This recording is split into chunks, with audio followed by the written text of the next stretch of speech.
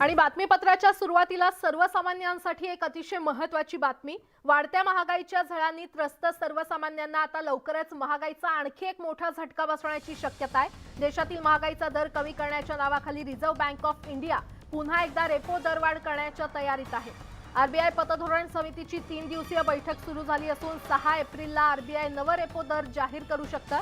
तर RBI repo दरात पुन्हा एकदा 0.25% वाढ करण्याची शक्यता असल्यानं गृहकर्ज, वैयक्तिक कर्ज आणि वाहन कर्जासह सर्व प्रकारच्या कर्जावरील व्याजदर वाढ होऊ शकते त्यामध्ये। आणि असं झाल्यास आरबीआय कडून रेपो दरातील ही सलग 7व्यांदा वाढ असेल।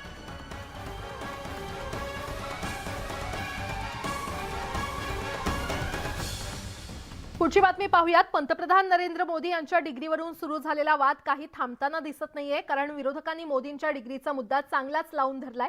शिवसेनेच्या ठाकरे गटाचे खासदार संजय राऊत यांनी ट्विटरवरून पंतप्रधान नरेंद्र मोदींवर शैक्षणिक पदवीवरून जोरदार हल्ला चढवलाय।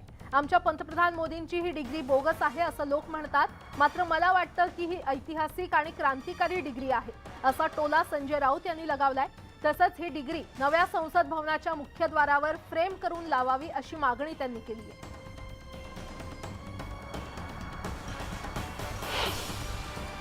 ऐतिहासिक और क्रांतिकारी, हिस्टोरिक एंड रिवोल्यूशनरी, इस प्रकार की ये शिक्षा और डिग्री है तो जनता के लिए हमारे प्रधानमंत्री जी की जो एजुकेशन है, उनकी जो हैसियत है, वो देश को, पूरे पार्लियामेंट को अगर समझनी चाहिए।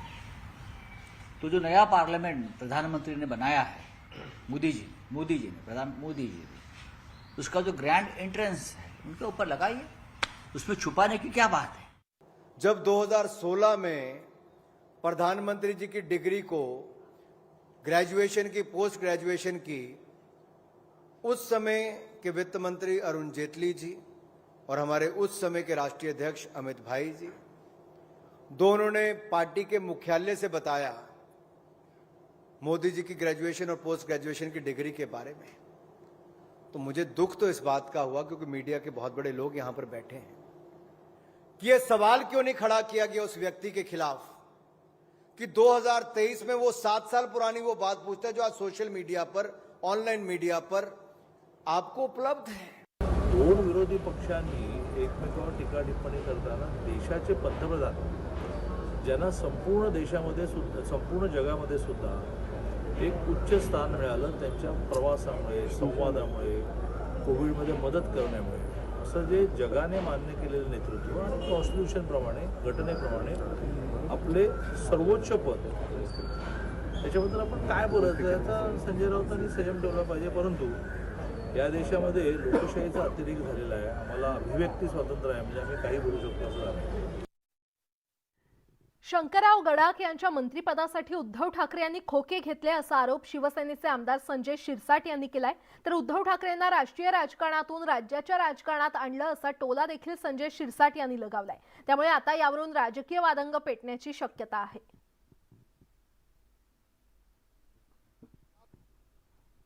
तो त्याच्यावरती भाषण करताय, हे करायला त्यांना वेळ मिळाला। खोके घेणाऱ्यांनी दुसऱ्यांना नावं ठेवू नये, हे तेवढं सत्य आहे। आता आमची लिमिट संपलेली आहे। पहिले काही काळ आम्ही जे काही वागत होतो की आम्हाला कधीही यांच्या विरोधात बोलायचं नाही, एक संयमाची भूमिका आम्ही ठेवली होती। पण प्रत्येक सभेमध्ये जर जर तुम्ही कातडी सोलायचा प्रयत्न करत असाल तर त्याला उत्तर हे द्यावं लागेल। आज मी सकाळी जे काही बोललो होतो गडाखांबद्दल, त्याचं ना सभेमध्ये त्यांनी उत्तर दिलं, ना गडाखान त्याचं उत्तर दिलं। ठाकरे गट विरुद्ध राणे कुटुंबीय हा वाद काही नवा नाहीये। ठाकरे गटाचे आमदार भास्कर जाधव यांनी पुन्हा एकदा राणे कुटुंबियांवर टीका केली आहे। लोटे येथील एका सभेमध्ये बोलताना जाधव यांची जीभ घसरली आणि त्यांनी नारायण राणेंच्या दोन्ही मुलांसाठी आक्षेपार्ह शब्द वापरला। तसंच रामदास कदमांवर देखील त्यांनी भाषणातून तोंडसूक घेतले।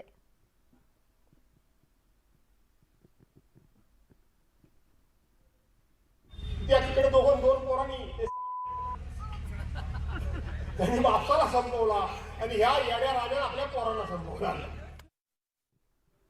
राज्य सरकार आणि केंद्र सरकारला लक्ष्य करण्याची रणनीती महाविकास आघाडीकडून सुरू झाली असून महाराष्ट्रातील प्रमुख शहरांमध्ये महाविकास आघाडीच्या नेत्यांची संयुक्त सभा पार पडते। छत्रपती संभाजीनगरमधून विरोधकांनी एल्गार पुकारल्यानंतर महाविकास आघाडीची पुढील सभा 16 एप्रिलला नागपुरात होणार आहे।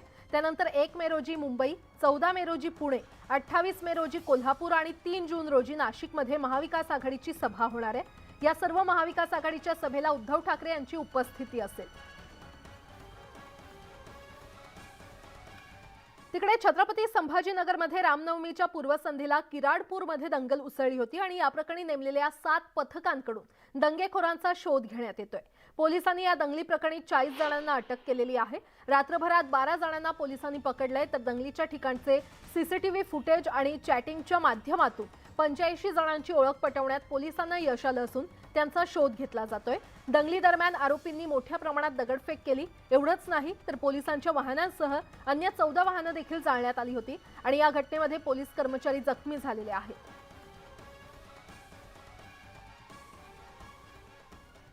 नाशिक येथील काळाराम मंदिरामध्ये छत्रपती शाहू महाराजांच्या वंशज असलेल्या संयोगिता राणी भोसले यांच्यासोबत पुराणोक्त वेदोक्त मंत्रोच्चाराचा जो प्रकार घडला त्याचा निषेध मराठा सेवा संघाकडून करण्यात आलाय। शिवाय आता मंदिरं भटमुक्त करण्याची वेळ आली असल्याचं विधान मराठा सेवा संघाचे संस्थापक अध्यक्ष पुरुषोत्तम खेडेकर यांनी केलंय। मंदिरातील भट ब्राह्मणांच्या जागी आता बहुजन समाजातील मुलामुलींची नियुक्ती करावी अशी ही मागणी खेडेकर यांनी केली आहे। त्यासाठी मराठा सेवा संघाची ब्रांच जिजाऊ ब्रिगेड त्यासाठी राज्यात तीव्र आंदोलन करणार असल्याचं त्यांनी स्पष्ट केलंय। त्यामुळे राज्याच्या राजकारणात आता नवीन वाद पेटण्याची चिन्ह निर्माण झाली आहेत।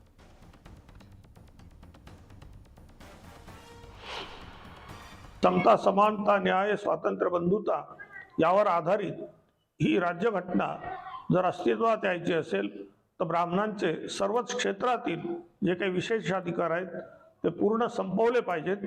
आणि आज देशात जे काही मंदिरं आहेत त्या प्रत्येक मंदिरामध्ये जर बहुजन समाजाच्या सर्व मुलामुलींची भरती केली, सेवक म्हणून किंवा पुजारी म्हणून जे काही तिथे अन्य काम असेल यासाठी, तर 25-30 लाखापेक्षा जास्त रोजगार सहज तिथे उपलब्ध होऊ शकतो। हा सुद्धा एक महत्त्वाचा भाग आहे। आणि आता एक मोठी बातमी समोर येते। उद्धव बाळासाहेब ठाकरे गटाचे खासदार अरविंद सावंत यांनी एक मोठा गौप्यस्फोट केलाय। महाविकास आघाडीच्या सरकारच्या स्थापनेवेळी राष्ट्रवादी अध्यक्ष शरद पवार यांनी केलेल्या एका मोठ्या विधानाबाबत त्यांनी गौप्यस्फोट केलाय। काँग्रेस राष्ट्रवादीमध्ये मुख्यमंत्री आणि उपमुख्यमंत्री राहिलेले दिग्गज नेते त्यांनी रिक्षावाल्याच्या हाताखाली काम करायचं का असा प्रश्न शरद पवारांनी विचारल्याचा दावा अरविंद सावंत यांनी केला। मुख्यमंत्री पदासाठी शरद पवारांनीच उद्धव ठाकरेंना गळ घातल्याचं नमूद केलं। पवार म्हणाले होते की काँग्रेसमध्ये पृथ्वीराज चव्हाण, अशोक चव्हाण असे 2 मुख्यमंत्री आहेत। राष्ट्रवादी काँग्रेसमध्ये छगन भुजबळ, जयंत पाटील, अजित पवार यांच्यासारखे दिग्गज नेते ते या रिक्षावाल्याच्या हाताखाली काम करणार का असं म्हणत त्यांनी शिंदेंना मुख्यमंत्री बनवण्यास विरोध केल्याचा दावा त्यांनी केलाय। आणि या संदर्भात अधिक माहिती देत आहेत आमचे प्रतिनिधी प्रशांत लीला रामदास आपल्यासोबत जोडले गेलेले आहेत। प्रशांत, अरविंद सावंत यांचा एक मोठा गौप्यस्फोट, शिंदेंना मुख्यमंत्री बनवण्यास शरद पवार यांनीच विरोध केला असल्याचा दावा त्यांनी केलाय। बरोबर आहे। खास करून ज्या पद्धतीनं गौप्यस्फोट खास करून उद्धव ठाकरे गटाचे नेते आणि महत्त्वाचं म्हणजे शिवसेना उद्धव ठाकरे पक्षाचे जे नेते आहेत अरविंद सावंत यांनी केले आहे, त्याच संदर्भात बोलण्याकरता थेट माझ्यासोबत आता दिल्लीवरून अरविंद सावंत जोडलेले आहे। सर, आपलं स्वागत आहे न्यूज 18 लोकमध्ये। आपण एक गौप्यस्फोट केलेला आहे की रिक्षेवालाच्या हाताखाली दिग्गज मंत्री कसे काम करणार, हे जे वाक्य आहे हे शरद पवारांनी वापरलेलं आहे महाविकास आघाडीच्या बैठकीची निर्मिती होताना। आदरणीय शरद पवारांनी हा शब्द वापरला, शब्द माझा आहे, उगाच काहीतरी शब्द फिरवू नका, माझा शब्द आहे, माझा शब्द आहे। पण वस्तुस्थिती ती आहे की सातत्यानं ही सारी मंडळी आदरणीय उद्धवजींना मोह होता खुर्चीचा, त्यांना मुख्यमंत्री व्हायचं होतं म्हणून ते गेले असं जे आरोप करतात ते असत्य आहे। आणि ते सांगताना मी सांगितलं त्यांना की काय घडलं होतं, मी राजीनामा देऊन गेलो होतो ना, खुशीत होते, सगळे गाजरं खात होते नाही, आणि म्हणून तेव्हा सुद्धा आदरणीय उद्धवजींनी हेच नाव सुचवलेलं होतं। प्रश्न एवढाच झाला की तेव्हा आदरणीय मुख्यमंत्री शरद पवार साहेबांनी उद्धवजींना जेव्हा हे साकडं घातलं तेव्हा अडचणीच झालं ना। ते म्हणाले अरे असं आहे, इथं बाबा आमच्याकडे काँग्रेसमधली माणसं धरली तर पृथ्वीराज चव्हाण साहेब आहेत, अशोक चव्हाण साहेब हे माजी मुख्यमंत्री आहेत, बाळासाहेब थोरात सारखे अतिशय ज्येष्ठ आमदार आहेत, मंत्री राहिलेले आहेत. सर, पण तुम्ही दुसऱ्या तुम्ही तुम्ही बाजूला- जे तुम्ही जे दुसऱ्या तुम्ही पूर्ण जे करतो. दुसऱ्या बाजूला अजितदादा पवार आहेत, जयंत पाटील साहेब आहेत, छगन भुजबळ साहेब आहेत. ही सगळी दिग्गज माणसं आहेत. यांचं नाही, नेतृत्व पण करायला तुम्ही जर हे नेतृत्व केलं तर हा गाडा व्यवस्थित चालेल. तुम्ही आणि म्हणता की रिक्षेवालाच्या हाताखाली काम करता योग्य आहे का? रिक्षेवालाच्या हाताखाली काम करणं योग्य आहे का? असा शब्द वापरता. नाही असं नाही म्हणालो मी. त्यांचा शब्द नाही तो, मी पुन्हा एकदा सांगते, हा शब्द माझा आहे. म्हणजे रिक्षावाल्याकडे कोण कर, रिक्षावाल्याच्या हाताखाली हे काम करणार का, असा शब्द मी वापरलाय. आणि म्हणून त्यावेळेला असं ठरलं की म्हणून मी एक सांगतो, तेच पुन्हा सांगायचं मला. उद्धवजींवर करणारे आरोप किती खोटे आहेत हे सांगण्यासाठी मी वस्तुस्थिती काय घडली ती सांगितली आणि म्हणून त्यांचं नाव मागितलं. त्याचा आणखीन एक पुरावा तुम्हाला देतो पुन्हा. दुसरा पुरावा असा की आदरणीय उद्धवजी सुद्धा जेव्हा हे फुटून गद्दार गेले आणि याला मुख्यमंत्री केलं तेव्हा उद्धवजी तेच म्हणाले, मग हेच स्वीकारायचं होतं तर मग तेव्हाच स्वीकारायचं होतं. मग ही युती तुटली नसती, तेव्हा तुम्ही स्वीकारलंच नाही.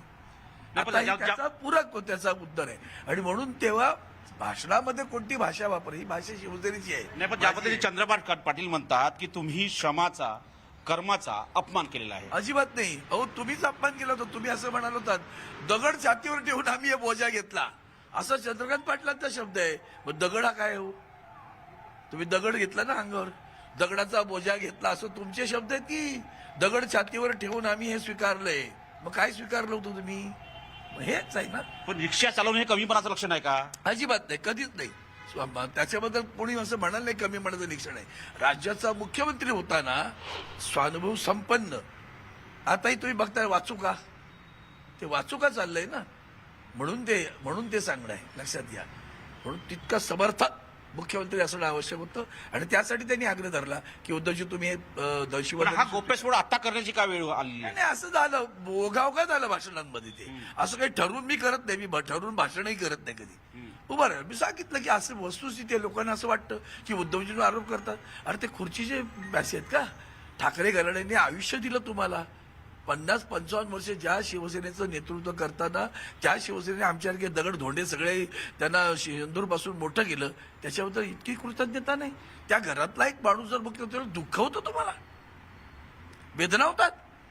ज्यांनी एवढं सगळं उभं केलं त्यांचा मुख्यमंत्री केवढा अभिमान आनंद वाटायला पाहिजे होता, तो नाही वाटला.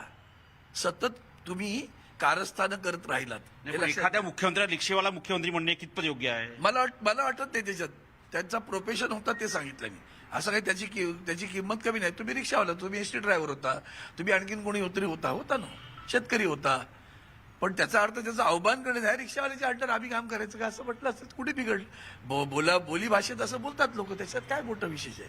तेवढं लागण्याचं काय कारण आहे? तुम्हाला काय भांडवल घेतलंय का तुम्ही सगळ्यांनी कंत्राट घेतलं? ज्यांचं म्हणणं आहे की एवढा लागण्याचं काय गरज आहे, एवढा शब्द लागण्याची काय गरज आहे, बोलताना बोली भाषेत जसं बोललं जातं तसं मी बोललेलो आहे स्टुडिओ. बरं प्रशांत, धन्यवाद या संपूर्ण आढाव्यासाठी. तर अरविंद सावंत यांनी खुलासा केलेला आहे, ते शब्द शरद पवार यांचे नव्हते, माझे आहेत. मात्र अजित पवार यांच्यासारखे दिग्गज नेते ते या रिक्षावाल्याच्या हाताखाली काम करणार का, असा प्रश्न विचारल्याचं सावंत यांनी म्हटलंय. तर काँग्रेस आणि राष्ट्रवादी काँग्रेसमध्ये दिग्गज नेते होते, त्यांच्या हाताखाली त्यांना मंत्रिपद न देता एकनाथ शिंदे यांना मुख्यमंत्रीपद कसं देणार, असा सवाल त्यांनी उपस्थित केला. आणि त्यामुळेच या रिक्षावाल्याच्या हाताखाली काम करणार का, असा प्रश्न विचारल्याचं सावंत यांनी म्हटलं.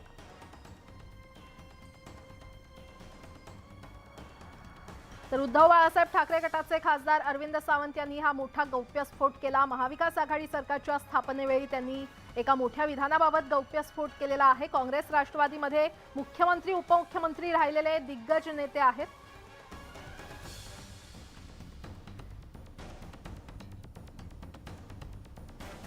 आणि यावरच अधिक बोलण्यासाठी शिवसेनेचे प्रवक्ते नरेश म्हस्के आपल्यासोबत जोडले गेलेले आहेत. म्हस्केजी, न्यूज 18 लोकमत मध्ये आपलं स्वागत आहे. अरविंद सावंत यांनी असं मोठं विधान केलेलं आहे. काँग्रेस आणि राष्ट्रवादीमध्ये अनेक दिग्गज नेते आहेत आणि ते काही या रिक्षावाल्याच्या हाताखाली काम करणार का, आपली प्रतिक्रिया? अरविंद सावंत हे जे काही स्टेटमेंट करताय, एखाद्याला आपण करत असलेल्या कामावरती त्याची उंची ठरत नसते. रिक्षावाला जर त्याने आयुष्याची सुरुवात रिक्षा चालकापासून केली असेल तर रिक्षा चालक हा काही हीन दर्जाचा ठरत नाही. त्यांनी आपला उदरनिर्वाह करण्याकरता ते काम हातात घेतलेलं असतं. त्याच्यावर त्यांची उंची ठरत नाही. अरविंद सावंत जर फार मोठ्या हवेत असतील तर त्यांना त्यांची जागा दाखवायला पाहिजे. जे स्वतःला फार मोठे विद्वान समजत असतील तर फार चुकीचं आहे. आणि अशा एखाद्या व्यक्तीला तो करत असलेल्या उद्योगधंद्यावरून अशा प्रकारे हिणवणं चुकीचं आहे. हा तमाम कामगार वर्ग आणि स्वतः उदरनिर्वाह करून स्वतःचं चरितार्थ चालवणाऱ्या संपूर्ण समाजाचा अपमान त्यांनी केलेला आहे. त्यामुळे अरविंद सावंत यांनी ठिकाणावर यावं. त्यांचं डोकं फिरलेलं आहे आणि त्यांच्यामध्ये जी काही गुर्मी आहे ती उतरवायला वेळ लागणार नाही. बरं, मस्के साहेब धन्यवाद न्यूज 18 लोकमतशी संवाद साधण्यासाठी. तर उद्धव ठाकरे यांना पवारांनीच गळ घातली, कारण काँग्रेसमध्ये दिग्गज नेते आहेत, राष्ट्रवादीमध्ये दिग्गज नेते आहेत आणि रिक्षावाल्याचं नेतृत्व हे सगळे दिग्गज नेते कसं मान्य करणार असं विधान अरविंद सावंत यांनी केलेलं आहे. तर उद्धव बाळासाहेब ठाकरे गटाचे खासदार अरविंद सावंत यांनी हा मोठा गौप्यस्फोट केला. महाविकास आघाडी सरकारच्या स्थापनेवेळी त्यांनी एका मोठ्या विधानाबाबत गौप्यस्फोट केलेला आहे. त्यांनी रिक्षावाल्याच्या हाताखाली काम करायचं का असा प्रश्न तेव्हा त्यांना पडला होता, असं अरविंद सावंत यांनी सांगितलं. मुख्यमंत्री पदासाठी शरद पवारांनीच उद्धव ठाकरेंना गळ घातल्याचं अरविंद सावंत यांनी नुकतंच नमूद केलेलं आहे. आणि काँग्रेसमध्ये पृथ्वीराज चव्हाण, अशोक चव्हाण असे दोन मुख्यमंत्री आहेत. तर राष्ट्रवादी काँग्रेसमध्ये छगन भुजबळ, जयंत पाटील, अजित पवार यांच्यासारखे दिग्गज नेते आहेत आणि ते या रिक्षावाल्याच्या हाताखाली काम करणार का असा प्रश्न सावंत यांनी विचारला. त्यामुळे रिक्षावाल्याचं नेतृत्व ते कसं मान्य करणार असं विधान अरविंद सावंत यांनी केलेलं आहे. आणि त्यामुळे आता राजकीय वादंग पेटण्याची शक्यता निर्माण झालेली आहे. महाविकास आघाडी सरकारच्या स्थापनेवेळी उद्धव बाळासाहेब ठाकरे गटाचे खासदार अरविंद सावंत यांनी हा सवाल केला होता, असं नुकतंच अरविंद सावंत यांनी न्यूज 18 लोकमतला दिलेल्या मुलाखतीत म्हटलंय.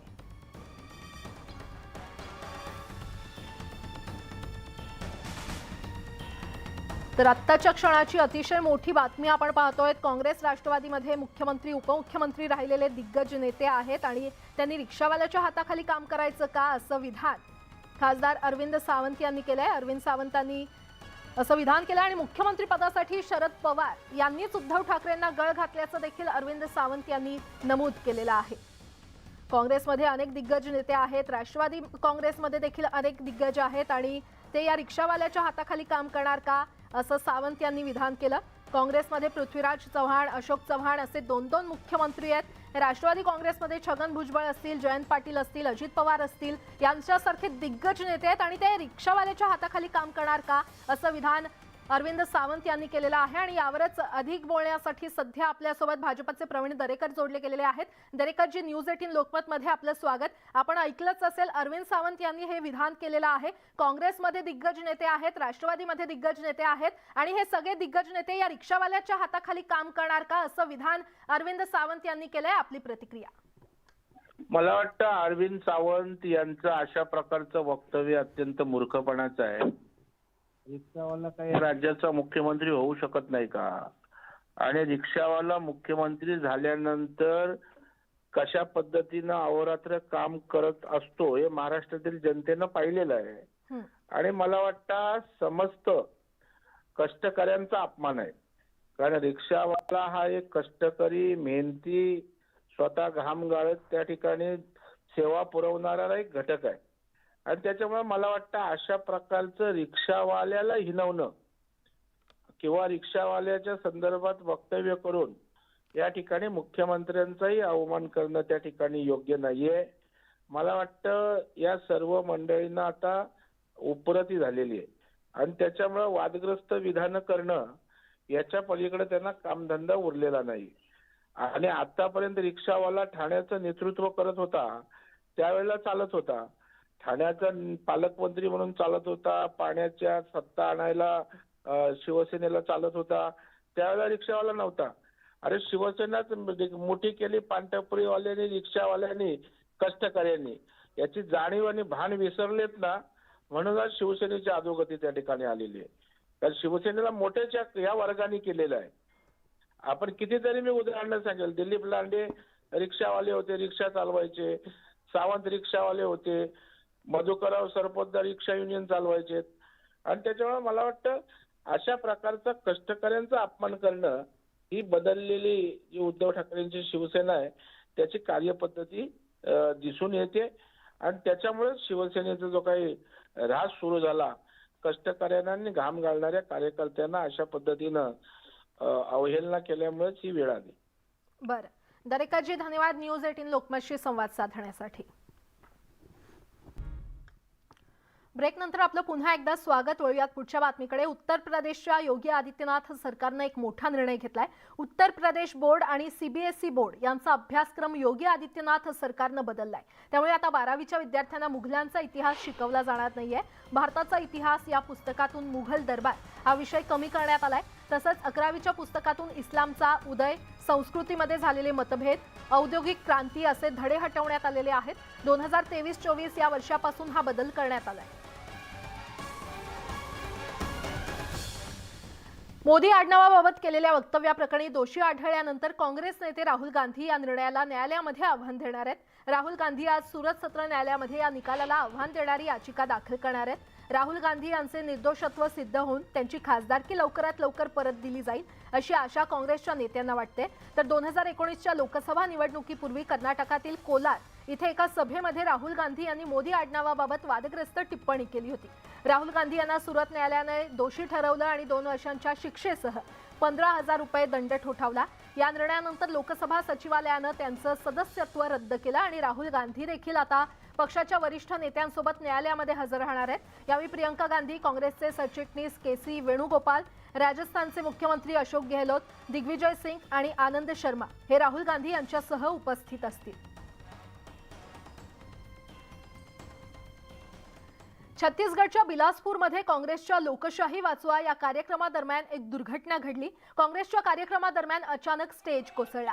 यावेळी मोठ्या संख्येनं नेते मंचावर उपस्थित होते. या अपघातात काही नेत्यांना दुखापत झाली आहे.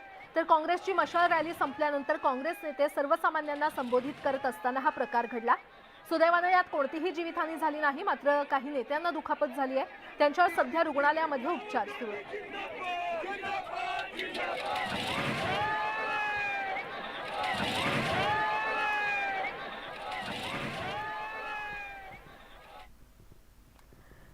एका जेसीबी चालकाला ट्रॅक्टरला बांधून बेदम मारहाण करण्यात आली आहे. चंद्रपूर जिल्ह्यातील ब्रह्मपुरी तालुक्यातल्या बेलगाव इथे ही घटना घडली आहे. हा जेसीबी चालक बीड जिल्ह्यातील रहिवासी आहे आणि बेलगाव इथे पाणीपुरवठा योजनेच्या जलवाहिनीचं काम करणाऱ्या ठेकेदाराकडे तो कामाला होता. गावातील एका महिलेची छेड काढल्याच्या आरोपातून त्याला मारहाण करण्यात आली. या प्रकरणी अद्याप पोलिसात तक्रार दाखल झालेली नाही.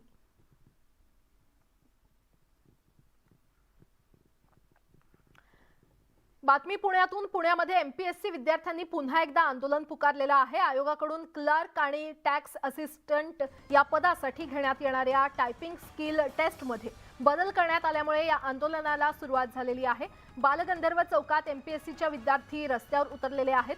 आयोग आमची क्लर्क आणि टॅक्स असिस्टंटसाठी जी कौशल्य चाचणी घेणार आहे त्याची शब्द मर्यादा खूप जास्त आहे. त्यामुळे आयोगानं डीसीबी टीबीटी प्रमाणे आम्ही जी परीक्षा पास झालो होतो त्याप्रमाणे आमची कौशल्य चाचणी घ्यावी अशी मागणी या आंदोलकांनी केली आहे.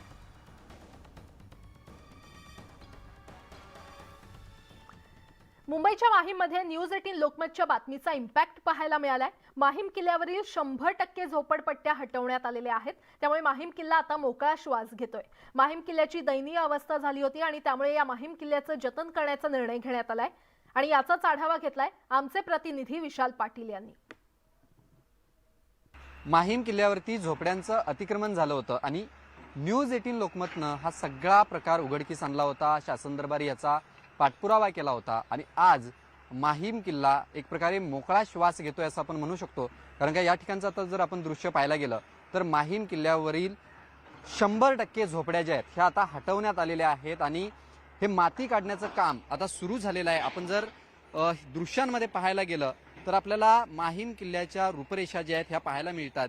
ज्या भिंती आहेत त्या या ठिकाणी आता पाहायला मिळत आहेत. त्यामुळे आता पुरातत्व विभाग कशा पद्धतीनं माहीमची डागडुजी करतं हे पाहणं महत्त्वाचं असणार आहे. मात्र न्यूज 18 लोकमतकडनं गेली 1.5 वर्ष या बाबतीत पाठपुरावा जो आहे हा शासन दरबारी करण्यात आला होता.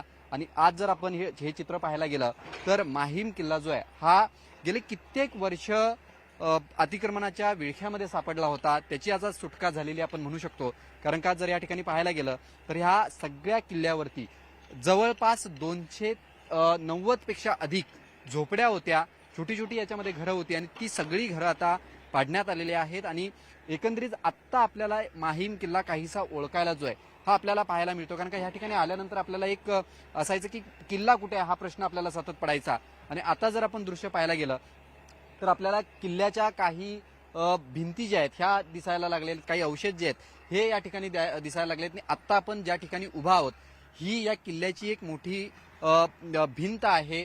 आणि एकंदरीत जर पाठीमागे बघितलं गेलं तर पाठीमागे सुद्धा तशाच पद्धतीचे चित्र जे आहे हे आपल्याला पाहायला मिळतंय. त्यामुळे आता एकीकडे अतिक्रमण जरी हे वेगानं हटवण्यात आलं असलं तरी या किल्ल्याची आता डागडुजी कशा पद्धतीनं केली जाते, कुठच्या वेगवान पातळीवरती केलं जातं हे पाहणं सुद्धा महत्त्वाचं ठरणार आहे. Video journalist Sachin कुबडेसह Vishal Patil, news 18 Lokmat, Mumbai. खंडणी मागितल्या प्रकरणी अटक करण्यात आलेला बुकी अनिल जयसिंघानी आणि त्याचा भाऊ निर्मलला अटक करण्यात आली आहे. मात्र ही अटक बेकायदा असल्याचा दावा त्यांनी उच्च न्यायालयामध्ये सिंघानीनं कोर्टात केलेला होता आणि जयसिंघानीची ही याचिका उच्च न्यायालयानं फेटाळून लावली आहे. अनिल जयसिंघानीला झालेली अटक बेकायदेशीर नाही असं उच्च न्यायालयानं आपल्या निकालात म्हटलंय.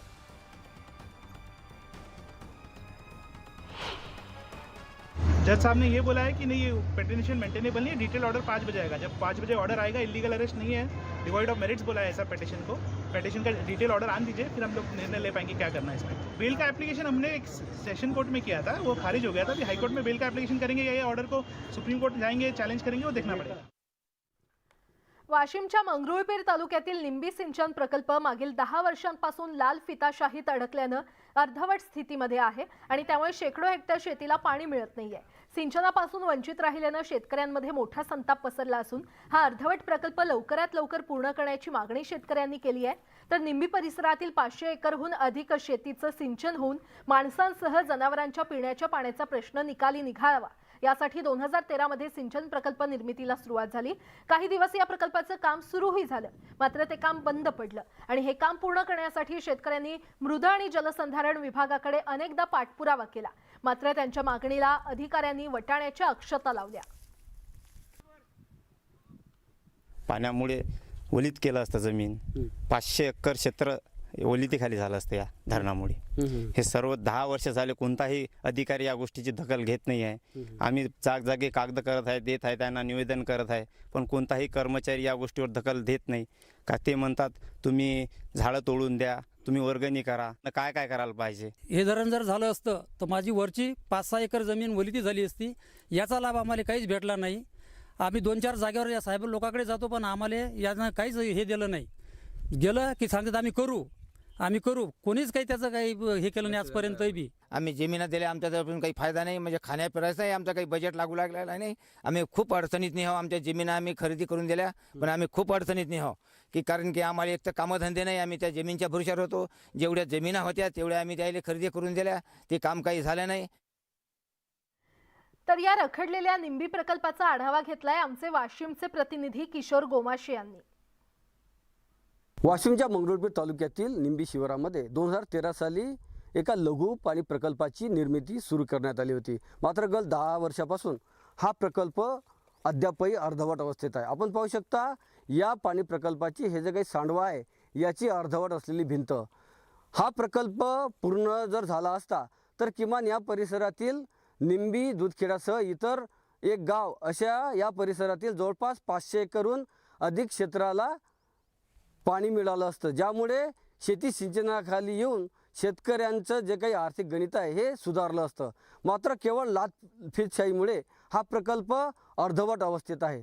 किमान आता तरी हा प्रकल्प पूर्ण करून ज्या शेतकऱ्यांनी शेती दिल्या आणि या सिंचन प्रकल्पावर अवलंबून जवळपास जी 500 एकर ओलिताखाली शेती येणार होती त्या शेतकऱ्यांचं सिंचनाचं स्वप्न पूर्ण होण्यास मदत होईल. किशोर गोमाशे, न्यूज 18 लोकमत, निंबी, वाशिम. सोलापूरमध्ये सध्या नागरिकांना पाण्याच्या दुर्भिक्षाला सामोरं जावं लागतंय. आधीच 4 दिवसांआड होणारा पाणी पुरवठा, त्यात त्या पिण्याच्या पाण्याला येणारी दुर्गंधी आणि काळं पाणी यामुळे नागरिकांच्या आरोग्याचा प्रश्न ऐरणीवर आलाय. भवानीपेठ परिसरात दुर्गंधीयुक्त काळं पाणी पिण्यासाठी सोडलं जात असल्यानं महापालिकेचा अनागोंदी कारभार समोर आलेला आहे आणि या कारभारावर महिलांनी संताप व्यक्त केलाय. वारंवार तक्रार करूनही महापालिकेचे अधिकारी दुर्लक्ष करत असल्याचा आरोप नागरिकांनी केलाय. अर्धा तास झालं काळं पाणी वास यायला लागलाय पाण्याचं, आणि भरायचं तर कसं प्यायला आलं तर 1 तास अर्धा तास तर असलं घाणाचं. आज तर लय घाण आलंय पाणी, वास पण यायला काळं पाणी गटरचं वास यायला लागलंय. लोक भरायचं कसं? भंडारा जिल्हा हा तलावांचा जिल्हा म्हणून ओळखला जातो. मात्र गेल्या काही वर्षात जलवायू परिवर्तनाचा फटका जिल्ह्यातील मामा तलावाला पडताना दिसतोय आणि मार्च अखेर जिल्ह्यातील मामा तलाव आटला असून जलसाठ्यात प्रचंड घट झाली असून अनेक तलावांना भेगा पडल्यात. शेतीचे सिंचन आणि जनावरांच्या पिण्याच्या पाण्याचा प्रश्न ऐरणीवर आल्यामुळे तातडीनं उपाययोजना करण्याची मागणी होतीये.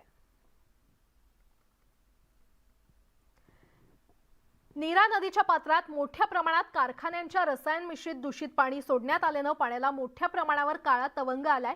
तसंच परिसरात मोठ्या प्रमाणावर दुर्गंधी पसरली आहे. या रसायन मिश्रित पाण्यामुळे वडगाव निंबाळकर परिसराच्या हद्दीत शेकडो टन माशांचा तडफडून मृत्यू झालाय, तर मृत माशांचा नदीपात्रात अक्षरशः खच पडलाय.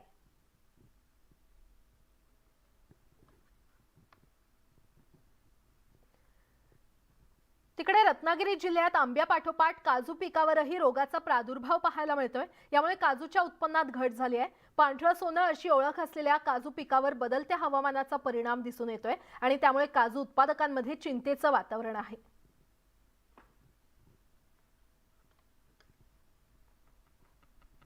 कोकणात यावर्षी बदलत्या हवामानाचा परिणाम आंबा आणि काजू पिकावरती झालेला आहे. आपण पाहू शकता या झाडाला आता आपण काजू लगडल्याचं पाहतोय, परंतु दुसरीकडे याच झाडावरती अशा प्रकारचा जो मोहर आहे तो पूर्णपणे करपलेला आहे.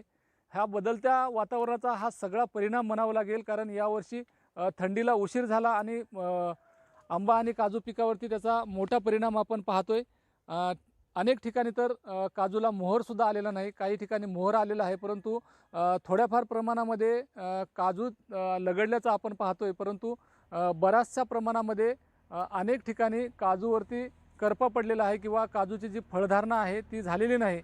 आता मोठ्या प्रमाणामध्ये उष्णतासुद्धा वाढलेली आहे, त्यामुळे दुसरा मोहर येईल आणि काजूची फळधारणा होईल असं शेतकऱ्यांना शाश्वती नाही. त्यामुळे फळधारणा होण्याची शक्यता कमी आहे. त्यामुळे एकीकडे आंबा पिकावरती मोठा परिणाम झाला आहे, त्यामुळे शेतकऱ्यांची चिंता वाढलेली आहे, तर दुसरीकडे काजू बागायतदारांची चिंतासुद्धा वाढलेली आहे. त्यामुळे कोकणातले जे महत्त्वाचं पीक आहे आंबा आणि काजू, तेच जर का हातातोंडाचं जर गेलं तर कोकणातल्या शेतकऱ्यांवरती मोठं संकटसुद्धा येणार आहे. त्यामुळे शेतकऱ्यांना बागायतदारांना सरकारने दिलासा द्यावा अशी मागणीसुद्धा केली जात आहे. शिवाजी गोरे, न्यूज 18 लोकमत, वनवशी, रत्नागिरी.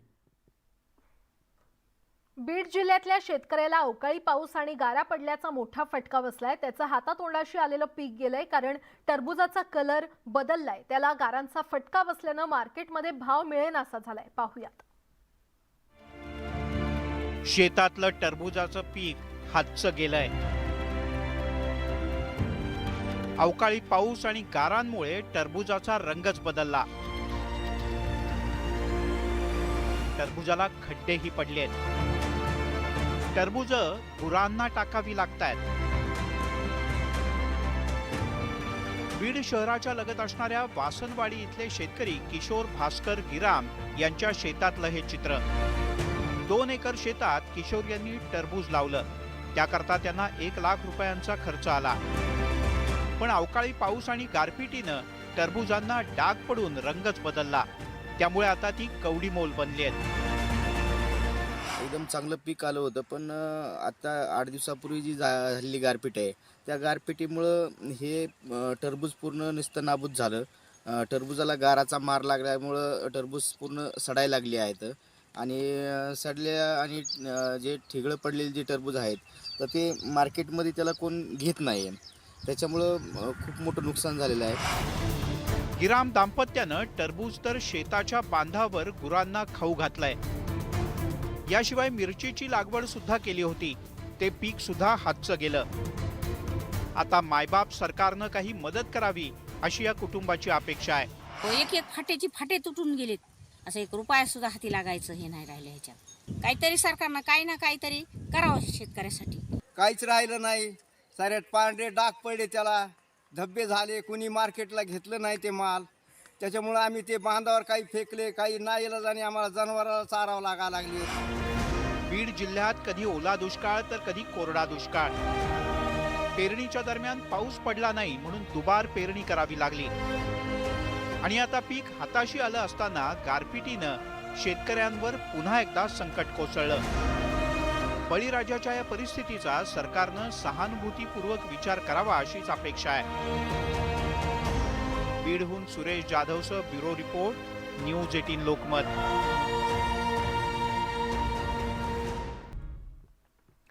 ब्रेक नंतर आपलं पुन्हा एकदा स्वागत. वळूयात पुढच्या बातमीकडे. ज्योतिबाच्या चैत्र यात्रेचा मुख्य सोहळा 5 तारखेला पार पडतोय आणि या यात्रेसाठी मानाच्या सासनकाठ्या दाखल व्हायला सुरुवात झाली आहे. कर्नाटक, आंध्र प्रदेश, तामिळनाडूसह राज्याच्या अनेक भागातून भाविक या यात्रेसाठी दाखल होत आहेत. काही जण बैलगाड्या घेऊन तर काही जण पायी चालत या यात्रेमध्ये सहभागी होत आहेत. लाखो भाविक आतापासूनच मंदिरात दाखल झाले असून गुलाल खोबऱ्याच्या उधळणीत मंदिर न्हाऊन निघालंय.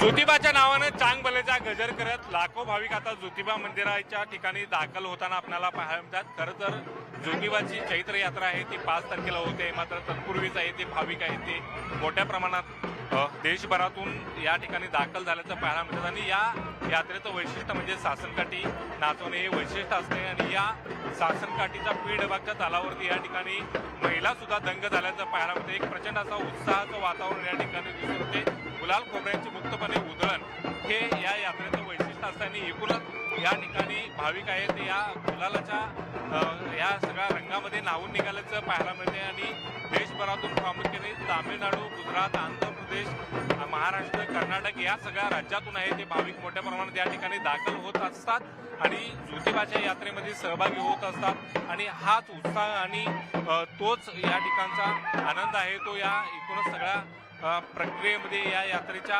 उत्साहामध्ये आपल्याला दिसून येतोय. आणि या सगळ्या यात्रेच्या कालावधीसाठी प्रशासन सुद्धा सज्ज झाल्याचं पाहायला मिळते. कडक असा पोलीस बंदोबस्त आहे तो या सगळ्या यात्रेच्या निमित्तानं तैनात करण्यात आलेली. कोणत्याही अनुचित प्रकार घडू नये याची खबरदारी आहे ते प्रशासनाच्या वतीनं आहे ते घेतली जाते. एकूणच प्रशासन सज्ज आहे आणि भाविक सुद्धा आता या ठिकाणी मोठ्या प्रमाणात इथे दाखल होत आहेत आणि गुलालाची मुक्तपणे ते उधळण करत आहेत. आणि एक आनंदाचा उत्साहाचं वातावरण आहे ते सध्या ज्योतिबाच्या ठिकाणी पाहायला मिळते.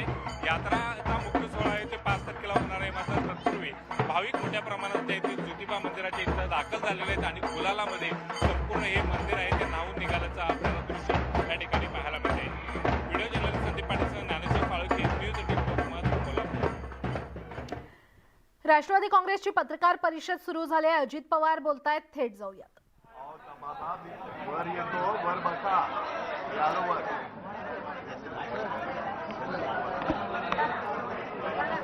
तर राष्ट्रवादी काँग्रेसकडून पत्रकार परिषद घेण्यात येते. राष्ट्रवादीचे सगळे दिग्गज नेते सध्या उपस्थित आहेत. जयंत पाटील, अजित पवार या पत्रकार परिषदेत उपस्थित असल्याचं पाहायला मिळतंय आणि अगदी थोड्याच वेळात ते पत्रकारांशी संवाद साधणार आहेत.